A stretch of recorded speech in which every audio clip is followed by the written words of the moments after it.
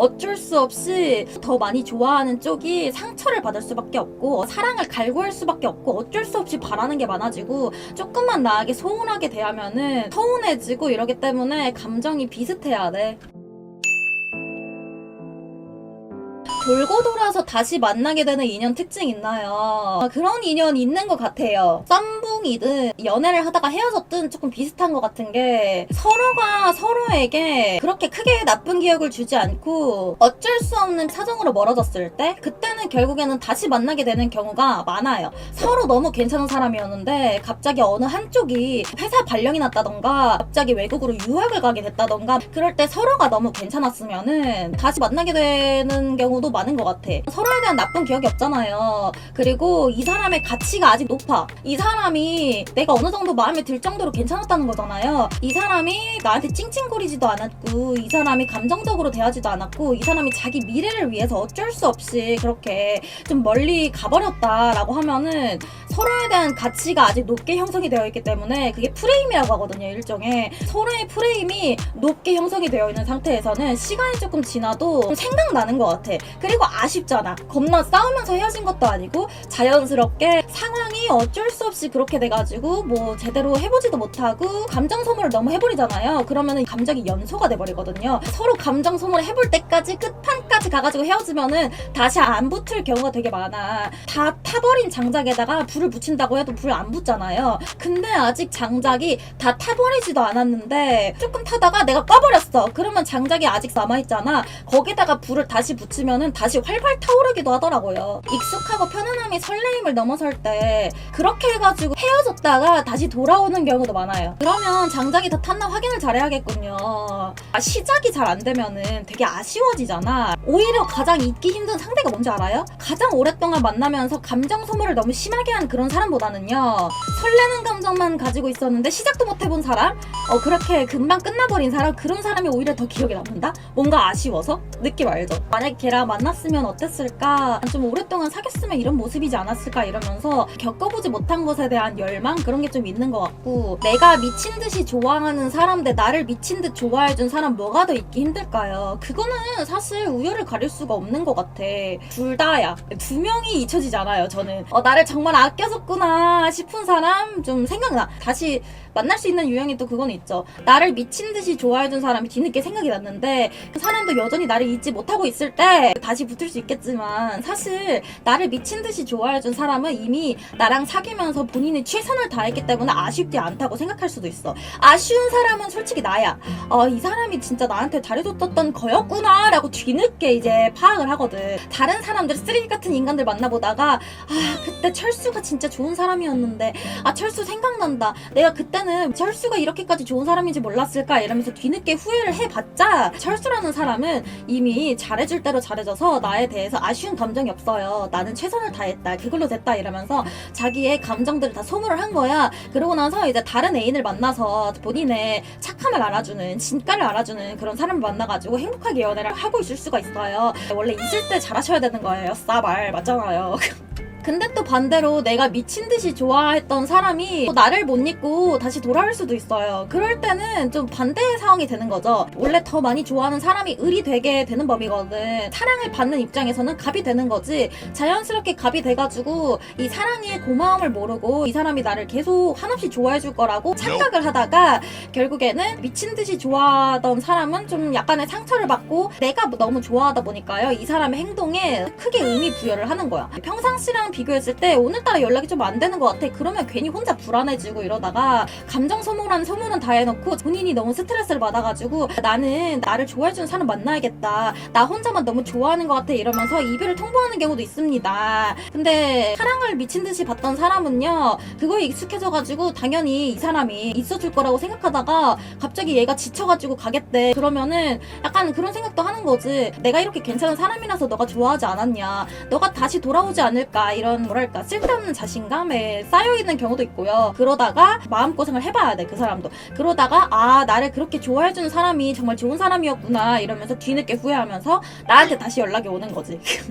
근데 그때는 이미 나는 감정이 다 식어버린 거지. 나는 이미 그때 충분히 좋아할 만큼 좋아했다. 입장이 아까 전장랑은 완전히 반대가 되는 거죠. 그래서 사실 감정의 온도가 비슷해야 돼. 감정이 한쪽이 너무 앞서간다라고 하면은 어쩔 수 없이 더 많이 좋아하는 쪽이 상처를 받을 수밖에 없고 사랑을 갈구할 수밖에 없고 어쩔 수 없이 바라는 게 많아지고 조금만 나에게 소원하게 대하면은 서운해지고 이러기 때문에 감정이 비슷해야 돼. 근데 감정이 비슷하기가 정말 쉽지가 않죠. 사람의 마음이 어떻게 똑같아지겠냐. 그래서 연애라는 게 참 힘든 것 같아. 근데 요새는 인생이 힘들다 보니까 뭐 자극 추구형도 아니고요. 안정감을 느끼고 싶어요. 근데 어느 정도 이제 연애 경험이 있으신 분들은 짧은 연애만 반복하신 분들이 아니라 어느 정도 이제 긴 연애를 잘하시는 분들은 안정형인 경우가 높죠. 저 같은 경우에는 이제 안정형의 남자를 만나고 싶습니다. 안정형인 사람들의 특징이 뭔지 알아요? 누군가를 또 미친 듯이 좋아하지도 않아요.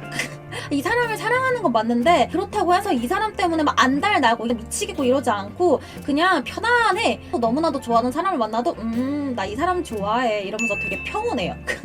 자기 일상을 되게 잘 살아. 그런 사람들이 안정형이야. 내가 미친 듯이 누군가를 좋아하잖아요. 그러면은 안정형이라기보다는 되게 불안형일 확률이 높아. 너무 불안해지는 거지. 이 사람이 떠나갈까봐 내가 불안형이 되어버리는 거야. 안정형이었던 사람도 너무 자극적이고 나를 농락하는 그런 상대를 만나면은 불안형이 충분히 될 수가 있고요. 그런 사람들이 제일 힘들어. 근데 사실 회피형이 사실 연애할 때 가장 힘들고요. 저는 안정형인 사람이거든요. 나도 안정형을 만날게. 안정형끼리 서로 만나면은 사실 크게 싸울 일도 없고 헤어질 일도 없죠. 근데 그러다가 대충 능력 있는 사람 만나서 2달 만에 결혼하지. 그런가? 근데 내 친구도 한 명 그런 애 있어. 걔도 연애 진짜 많이 하던 친구였거든요. 장기 연애도 겁나 해보고 이상한 쓰레기도 만나보고 그러다가요. 어떤 사람이랑 만나가지고 2달 만에 결혼했습니다. 나는 걔가 그렇게 빨리 결혼을 할 거라고는 상상을 못했다, 아이가. 또 다시 만나게 되는 경우가 옛날에는 우리가 이런 사소한 문제로 싸웠었는데 지금 생각해보니까 그게 되게 별게 아닌 거야. 옛날에 참 귀여웠다. 우리 어렸을 때는 그걸로 싸웠구나. 지금 생각해보니까 참 별것도 아닌 걸로. 그때 내가 조금만 이해를 했으면 괜찮았을 텐데. 그때 내가 그걸로 시비 털지 않았으면 괜찮았을 텐데. 이런 생각이 서로에게 들잖아요. 그때는 어려서 그랬구나. 우리가 미성숙했다라는 생각이 들면은요. 시간 지나서 생각나더라고. 그것 빼고는 다 괜찮은 사람이었다. 그런 경우는 다시 만나는 경우 되게 많더라고요. 왜냐면 사람이 시간이 지나잖아요. 기억이 미화가 돼요. 뭐 한쪽이 바람을 핀 것도 아니고 우리가 의견 충돌이 막 일어나고 사소한 걸로 싸우고 헤어졌던 것들이 이제 시간이 지나면서 장밋빛 회상이라고 해가지고요. 과거의 일들이 미화가 되는 거야. 그때 아름다웠는데 그때 내가 조금만 이해를 했으면 어땠을까 이러면서 좋았던 기억만 이렇게 확대가 되고요. 나빴던 기억들이 점점점 없어지면서 아름다운 추억으로 바뀌거든요. 근데 그렇게 장밋빛 회상이 되려고 하면은요 시간이 좀 많이 필요하기 때문에 그런 경우 되게 많지 않아요? 내가 전 남친 전 여친이랑 헤어졌는데 갑자기 2년 만에 3년 만에 연락을 딱 주고받게 된 거야. 서로가 많이 바뀌지 않았을까라는 기대감에 그래도 시간이 많이 지났는데 프로필 사진 보니까 인스타 보니까 옛날보다 되게 성숙하고 멋진 사람이 된 것 같은데 이렇게 딱 보이잖아요. 그러면은요 갑자기 연락이 와요. 그리고 시간 가면 갈수록 진짜 미친 듯이 발전하는 사람들 있잖아요. 예를 들어서 이런 거죠. 와, 이 사람 뭐야? 얘가 이랬다고? 이런 생각이 든 적이 있었는데요. 꼭 전 남친이 아니어도 살짝 스쳐 지나간 썸이라던가 아니면은 나를 스쳐 지나간 인연? 옛날에 나 좋다고 했던 남자들을 생각을 한번 해봤을 때 얘가 그때 당시에는 별로 그렇게 볼품이 없는 사람이었어. 근데 시간이 지나서 보니까 너무 잘난 사람이 된 거야 갑자기. 얘가 원래 이렇게 잘생겼었나? 얘가 원래 이렇게 몸이 좋았나? 얘가 원래 이렇게 능력이 좋았나? 같은 사람이 아닌 느낌. 다른 사람처럼 느껴질 때 그럴 때 어머? 이러면서 후회될 수 있어. 그때 너가 이런 사람이었으면 내가 너랑 이렇게 흐지부지 끝나지 않았을 텐데. 뭔지 알죠? 그러니까 이 인생을 열심히 살아야 되는 거예요. 근데 남자는 철저히 좀 능력이잖아. 여자는 어쩔 수 없이 남자가 능력이 좋아지면 눈길이 가는 게 있어요. 그러면서 비주얼까지 좋아졌다 그러면은 알파남이 됐다라고 하면 어쩔 수 없이 시선이 가는데 여자의 경우에는 좀 달라요. 남자가 여자를 바라볼 때는 물론 여자가 성공하는 것도 중요해. 하지만 이 여자의 외모가 더 중요합니다.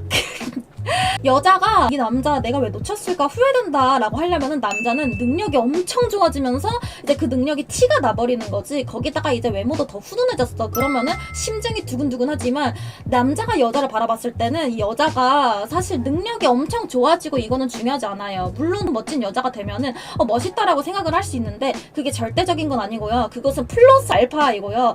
여자가 내가 만날 때보다 나랑 연락할 때보다 너무 예뻐지고 몸매가 끝장나는 거야. 얘가 원래 이렇게 예뻤나? 스타일 변신을 했는데 얘가 너무 예쁘네. 내 주변에 볼 수 있는 여자들이랑 비교했을 때 얘가 완전 알파녀가 된 거야. 그러면은요 이제 다시 만나고 싶어 합니다. 이게 저의 분석이에요. 너무 예뻐져가지고 나보다 잘난 남자를 만날 수 있을 것 같을 때, 특히나 자기가 찼음에도 불구하고 내가 찬 여자가 너무너무 예뻐지고 너무 우월해져서 나보다 더 능력 있는 남자를 만날 수 있을 것 같을 때 본인 혼자서 경쟁 심리 느끼면서 아 진짜 내가 지는 느낌인데 이러면서 다시 한번 연락이 옵니다. 저도 약간 그걸 경험해봤거든요. 근데 진짜 만날 때보다 많이 달라지면 다시 만나고 싶어지나요? 네! 많이 달라졌다는 게 약간 이런 거지. 나는 여자 입장이잖아요. 이 남자가 옛날에는 되게 찐따 찌질이 같았어. 내가 뭔가 좋은 일이 있었어. 내가 뭔가 잘 됐어. 그러면은 있는 그대로 축하를 해줘야 되는데 남자라는 생명체가 본능적으로 그게 안 될 수가 있어요.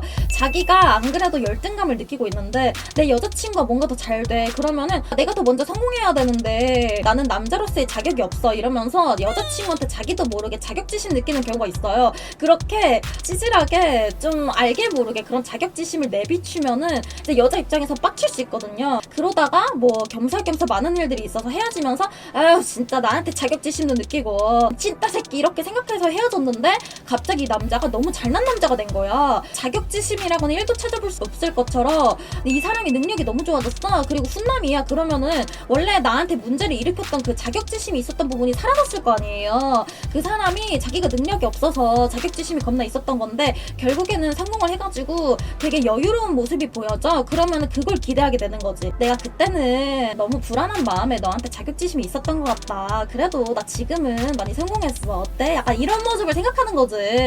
그러다 보면은 다시 만나고 싶어지죠. 문제의 상황이 없어졌잖아요. 남자들도 마찬가지 아니에요? 나랑 만나고 있던 여자친구가 나를 만나면서 점점 외모가 너프해진 거야. 음식을 너무 맛있게 처먹었는지 뒤룩뒤룩 살쪄가지고 돼지가 된 거야.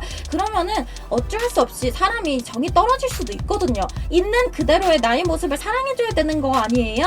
내가 살이 쪄도 나는 나잖아요 라고 말하는 여자들이 있을 수도 있지만 내가 처음에 좋아했던 이 사람의 모습이 바뀌어버리면은요 사랑이 변할 수도 있는 거야. 어쩔 수 없는 현실이에요. 외모가 얼마나 중요한데 맞잖아. 그래서 아무리 그래도 자기 자신을 놓지 말아야 되는데 살이 뒤룩뒤룩 쪄버린 거지. 그래서 남자 입장에서는 나도 모르게 저렇게 몸매 좋은 여자들한테 눈이 갈 수도 있는 거고 어쩔 수 없는 거야. 그 남자가 날씬한 여자를 좋아할 수도 있는 거잖아. 마음으로 다 잡고 내 여자친구가 제일 최고야 라고 하려고 해도 나도 모르게 마음이 저 섹시하고 몸매 개쩌는 여자한테 끌릴 수도 있는 거잖아요. 근데 그러다가 결국에는 헤어졌는데 그때 당시에 헤어졌던 그 여자친구가 갑자기 무슨 바람이 들었는지 다이어트를 겁나 빡시게 한 거야. 막 복근도 있어요. 막 몸매 라인이 예술이야. 막 바디 프로필을 찍었어. 어머 살 빠지니까 얼굴도 겁나 예뻐졌네. 아니 근데 얘는 시술을 한 거야 뭐야. 더 성숙하고 예뻐졌네. 문제 상황이었던 게 완전히 싹 다 없어져 버리고 새로운 사람인 것처럼 느껴지잖아요. 그러면 다시 만날 수 있습니다. 이거 진짜 팩트. 자격지심이 근데 사라지면 아마 보는 눈이 높아져서 만났던 여자 안 만나. 물론 그럴 수도 있지. 내가 자격지심이 사라지고 내가 너무 능력이 높아지잖아요. 그러면은 주변에 잘난 사람들이 너무 많아가지고요. 전 여친이 눈에 안 들어올 수도 있죠. 근데 전 여친도 그만큼 똑같이 잘나진다면 말이 달라질 수 있죠.